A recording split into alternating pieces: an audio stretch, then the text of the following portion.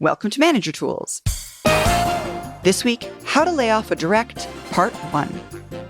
The questions this cast answers are, what do I do when laying off an employee? How do I prepare for a layoff? And what should I say when laying someone off? Answers to these questions and more coming up. Hey folks, if you're wanting to hear from us more about the Trinity, that is, you want to know about one-on-ones, feedback, coaching, delegation, and you maybe can't visit us for an in-person conference. Maybe you've tried, but the virtual dates that we're hosting don't really work out well for you. We also have an option that is the Effective Manager video course.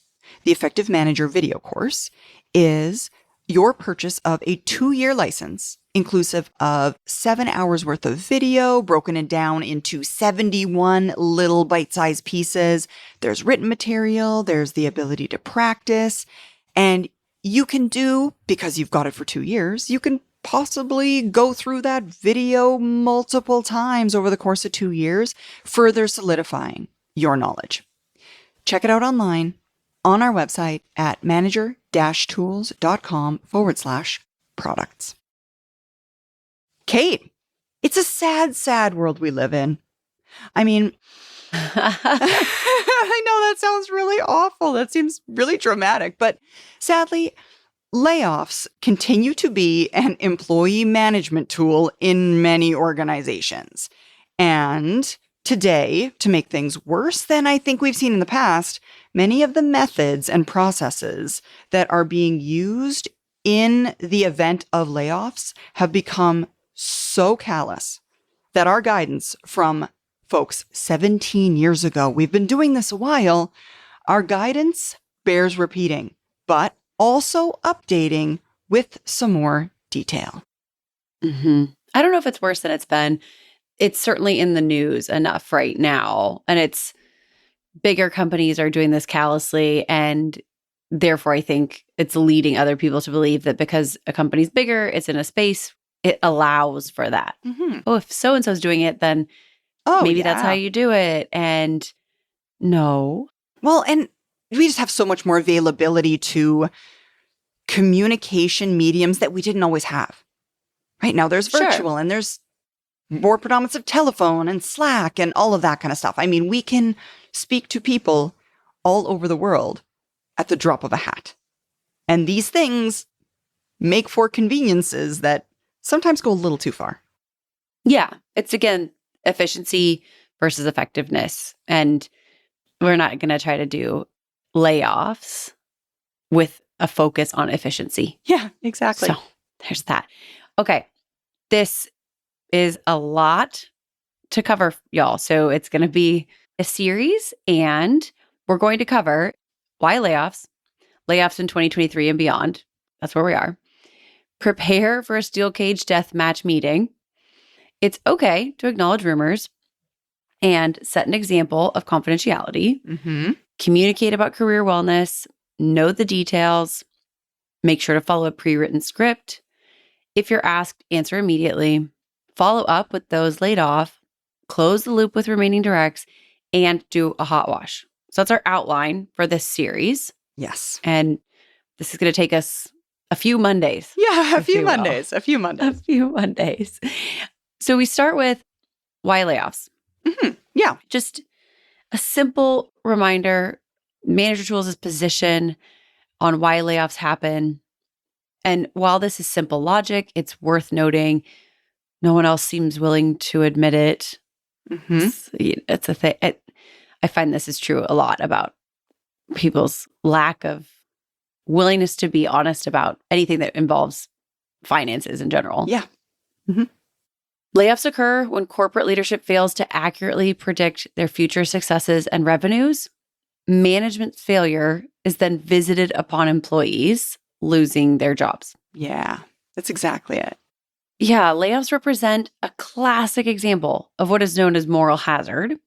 And moral hazard being an economic term describing a scenario in a transaction where one party can indulge in risky behavior because they know that the terms of the agreement will require the other party to assume negative consequences, which is a bit like spending all the money in your household, knowing your spouse is the person who's going to not get to buy things. Exactly, right? That's a good analogy. I mean, it's simple, but it's a good analogy.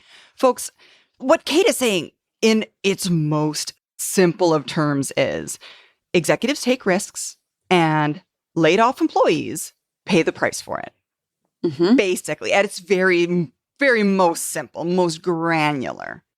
We should start out by saying one of the risks that we believe is often taken is that companies do not have the financial reserves Yep. to care for themselves, essentially, the company, the organization, during times of downturn. Mhm. And so executives are taking risk, sure. Yes. That may be acceptable if there's enough cash on hand, reserves on hand, Yeah. ability to pay the bills while we go through these risky times. So we're not stating that every executive decision is a risk in this category. We're saying if your company, your organization doesn't have enough funds to see itself through these decisions you make, which might not pan out, then laid off employees pay the price for those risky decisions. That's exactly it. We need only think of Facebook, Meta, recently. This is just recent. In fact, in the last, 90 days, I think, laying off 10,000 workers. And a week later, announcing a $40 billion stock buyback. Yeah, that's exactly it. I mean, it's just tone deaf. To do it mere days later is just, it's absolutely unacceptable. 100%. Yeah. And there we would, like we said, moral hazard, right? Yeah, I'm going to say it. I would suggest it's immoral. yeah, I agree. And we've got Unethical, certainly. because we've been talking about this in Things We Think We Think. If you don't get Things We Think, folks, become a licensee and you can get it. But we've been talking about it in Things We Think, and we have fielded multiple emails from multiple people saying, wait a minute, I'm not Meta, essentially. I'm not Facebook.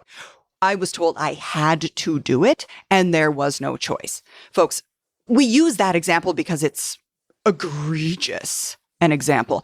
But that's not to say that there aren't good companies that are run ethically, who make mistakes as well. I mean, it's not just the big fish who are sloppy about it that are causing this harm to employees. Predicting the future, it's not easy.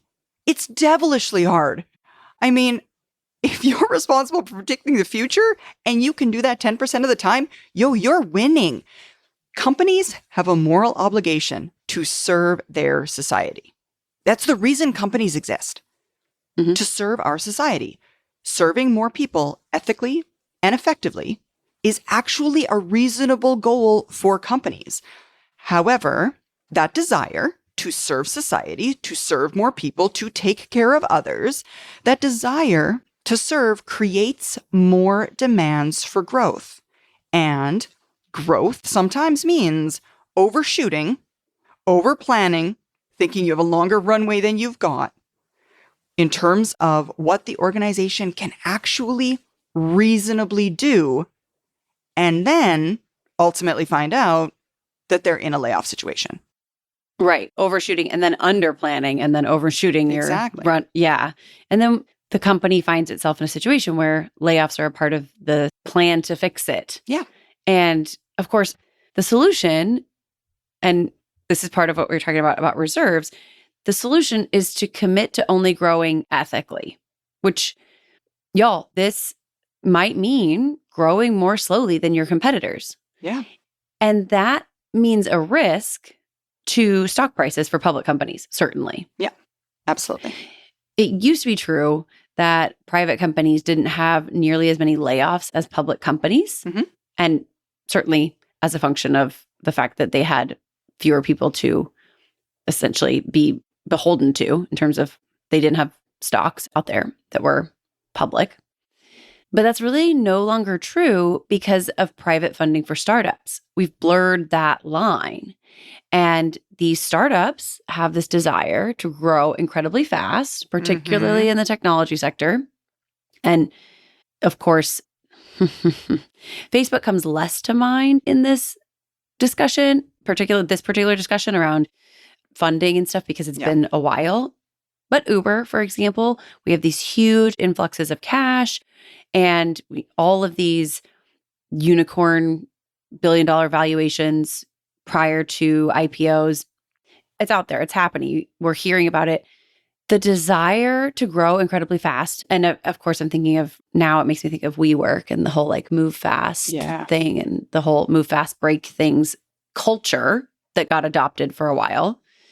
This desire should be counterbalanced by the responsibility that organizations have to their employees. Mm-hmm. Of course, there's a larger discussion here about mission versus serving your society versus employing people and how part of your responsibility to society may include employing people ethically. And employees versus leadership. Okay, there's inevitably an erosion of the responsibilities here. And if we want to be an ethical organization, then we have to think of these things, bear these things in mind, and not drive so hard towards growth without funding or reserves to offset it, that we are punishing the people whom we hired to help us create this success. Yeah, that reminds me a lot of, I know a lot of people in the venture capital kind of space. I've got a friend who started some startups, and one of the things that I've heard a lot from those individuals is, in individuals, let me be clear, who listen to manager tools. In fact, one of them is speaking at the M conference this year and now works for a venture capital firm. And there's that, I want to say, big risk, big reward mentality. Startups in many cases are being told by their investors that they will lose their funding if they don't grow big and grow fast. You have to hire 30 people this month. And there's not the knowledge of stay small and do it right. There's we're going to give you all this money. You have to grow fast, but guess who's not going to be there when the market shrinks and now you have 30 extra mouths to feed? Your investor. And it becomes hard for organizations to do the right thing by their employees because many people in these kind of spaces don't have that knowledge. To Kate's point, there's that erosion of what we as leaders are meant to do for our organization and the people within it.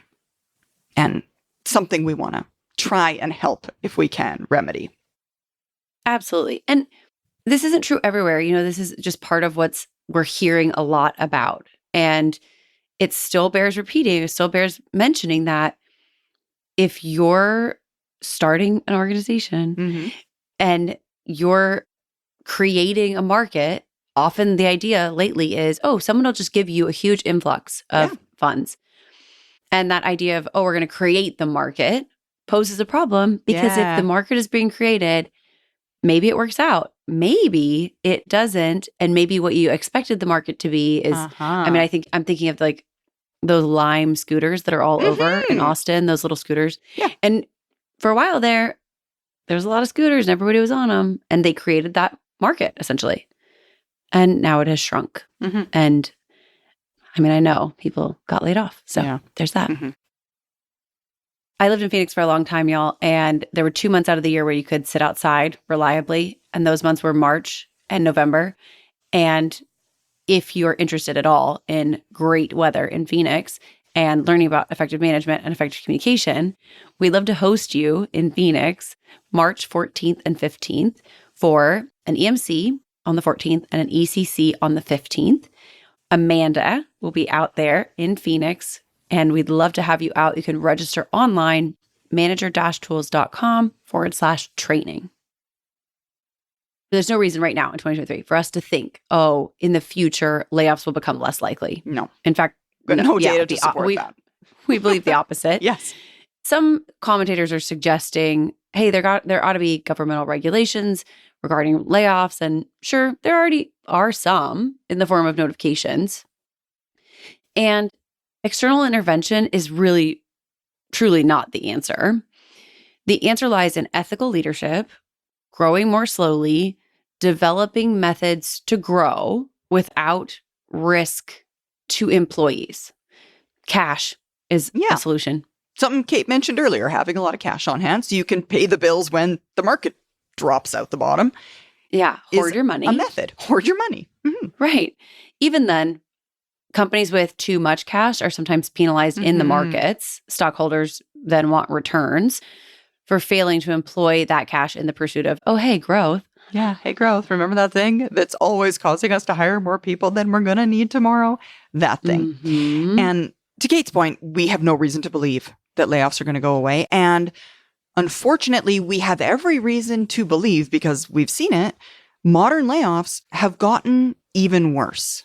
That is, in terms of modern layoffs, there's no longer a relationship between leader and employee the way there once was. That relationship is frayed in a way. If you'll remember back to, I'm sure you've heard us say this before, but organizations used to be the people responsible for the growth and development, and then in turn, future career development of the people on their staff. And that's no longer the case. Modern workplaces have made it such that people are responsible for their own careers. And that employee-leader relationship isn't as strong as it once was. Think of all the remote workers who have never met their manager face to face. Exactly. That's absolutely it. And may physical never. Example. Right. Right. They may never. Yeah. Although, please do, y'all. Exactly.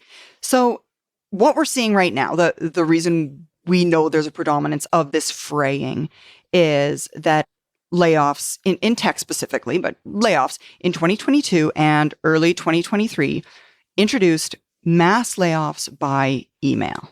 In fact, it got so bad as to the point where some employees discovered that they were laid off when they couldn't log into their systems in the morning, or they couldn't access their office because their key cards no longer worked, or they tried to sit down at their desk and their systems were completely revoked. And that's how they accidentally found out that they were laid off. And the fact that people might accidentally find out because they tried to log into a system and could no longer get to it, if that's how they find out they're laid off, we are doing this wrong.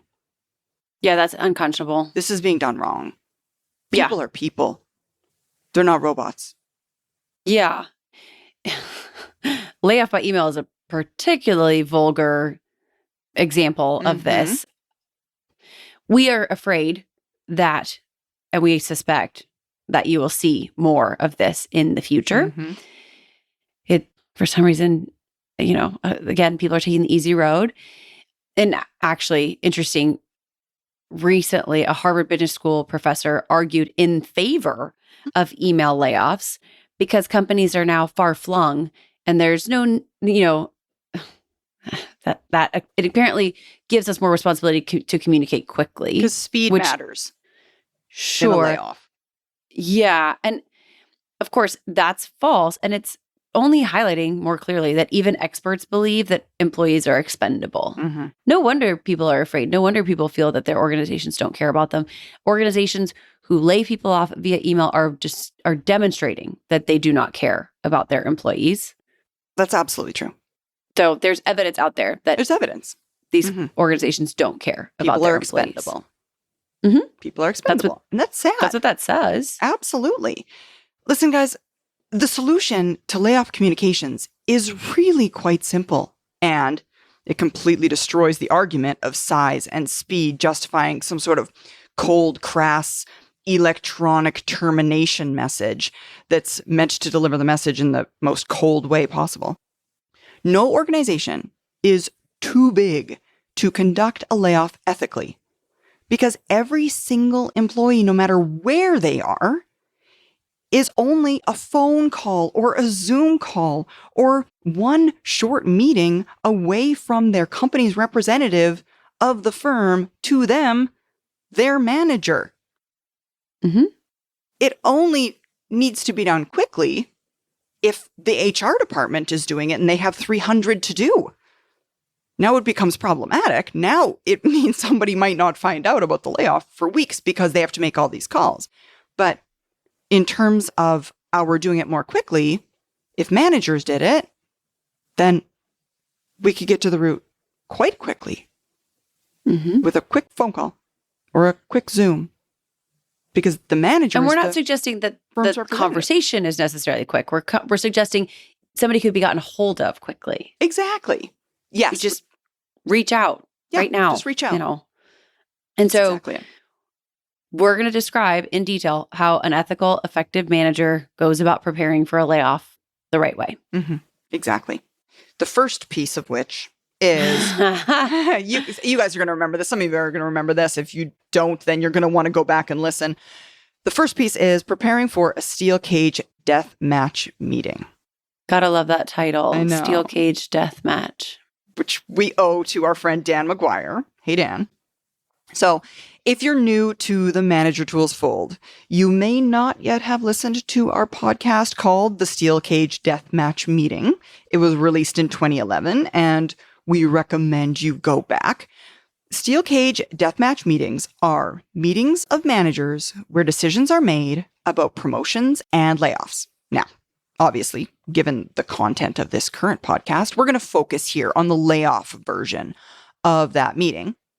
And we're going to walk a little bit through how those steel cage deathmatch meetings, how we as managers can better prepare for those meetings in advance to ensure that we do right by our people, essentially. Because layoffs don't just happen out of the blue. Typically, there's a meeting in advance, and we want you to be ready for that meeting should it occur for you. Right. In the layoff steel cage death match, most managers think they'll become aware of the meeting or the need for it beforehand. And that makes sense. Logical. Mm-hmm. That's not what we've discovered happens. We respect that you think, of course I'll know. I'll have a sense. It'll be in the air. Truly, though, we can share from our experience, most managers are caught unaware. They genuinely, people seem to think they'll know about it, but you don't. Remember, speed. Organizations want speed in it, so it could pop up on you. This call could be something you're not thinking about yet at all. Yeah. And okay, you could also be the other manager. You could be this super connected, in touch, paying attention person. But it will haunt you for the rest of your career if you go into your first one of these unprepared and one of your directs is lost because you didn't do some preparation. Mm-hmm. And Steel Cage Deathmatch is all about preparation. Mm-hmm. You cannot win the marginal victories of protecting your most valued employees without knowing in advance what you're going to say, who you're going to rely on, and whom you're potentially going to trade votes with. Mm-hmm. Absolutely. And folks, this is a big regret of young managers. And again, because this is so much in the media and we're talking so much about layoffs now, given the current economic climate, we've gotten emails. I think we recently shared one in Things We Think. A manager who wasn't prepared for the steel cage deathmatch meeting, lost someone, knew they could have done right by that person, but didn't know better, did poorly in a meeting, lost that person, and still here we are 20 years later in their career and they're regretting it. It's a huge regret to do poorly for many managers in these types of meetings. They walk in, they're prepared to just, generally talk about their team, and they get completely steamrolled, not realizing that what they've walked into is a bunch of more senior managers that have been through the steel cage deathmatch meeting before, who walk away having won the day. And they have lost. Which makes sense, because if you've been in this before, you know what the rules are. And so just your general experience lends you this ability to behave in ways that would overwhelm a person who isn't ready, who doesn't know what this meeting's about, who thinks maybe this meeting is the pre-discussion before the event where we decide who stays and who goes. And we've been talking a lot recently about individual managers, sometimes inherent, sometimes normal, sometimes almost naive assumptions that there are things that you're not really responsible for that get decided at a different level. And so you're just kind of executing on those things. When instead, what we're trying to do, especially lately, y'all, is kind of help you understand that you're actually an agent of the organization. And there are things that are getting decided above your head. There are also things that you have a great deal of power to decide, autonomy to decide. You have a lot of ownership that you can simply claim because no one is in the space making those decisions. And this meeting is a really good example of that. You may think this one meeting is just, we're going to have a discussion, and you think you're going to find out what's going on, and then you'll get to be in the who stays, who goes talks. No, they're going to sneak this up on you in a lot of cases. And maybe they're not even going to sneak it up on you. Maybe you just didn't know this was going to happen. Yeah. Just be aware that this meeting could be the place where they decide if your directs stay or go. You got to be aware of that, because there's also a phenomenon here similar to the one we've talked about in our pre-wire guidance. Mm-hmm. Managers go into the meeting, they watch a fellow manager just nail this presentation, getting everything they want. And people then think it's because, oh, this person had a wonderful presentation. Yeah. No. It's because of the work that happened beforehand by making sure everyone's on board in advance, and you have the right votes, and you have, some people need to know sooner, and all of these things. Exactly. So again, preparation wins the day here, and don't get caught off guard. Exactly. That's all for this week, folks. Join us again next week for part 2 of the series.